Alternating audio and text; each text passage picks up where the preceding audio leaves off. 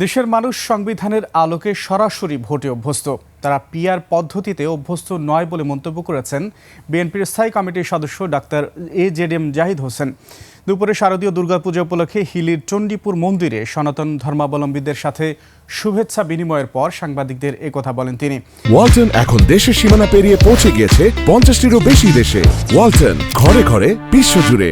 তিনি আরও বলেন, নির্বাচনী পদ্ধতি সংক্রান্ত সিদ্ধান্ত জনগণের হাতে থাকা উচিত। কোনো ব্যক্তি বা দলের চাপ কখনো গ্রহণযোগ্য নয়। বিএনপি কোনো অবস্থাতেই জোরপূর্বক পিআর পদ্ধতি গ্রহণ করবে না বলেও জানান তিনি। আর বাংলাদেশের মানুষ সবসময় বাংলাদেশের সংবিধানের আলোকে সরাসরি ভোটে অভ্যস্ত এবং এটাই তারা প্র্যাকটিস করেছে। কাজেই দেশের মানুষ কোনো অবস্থাতেই যে প্রপোর্শনাল রিপ্রেজেন্টেশন, এই ভোট কি এবং যে প্রার্থীকে তারা দেখলো না, যে প্রার্থীকে তারা চিনে না, জানে না, যে প্রার্থীর সাথে তাদের কোনো ইন্টারেকশন হবে না, সেই প্রার্থীকে আমাদের দেশের মানুষ ভোট দিয়ে জয়যুক্ত করবে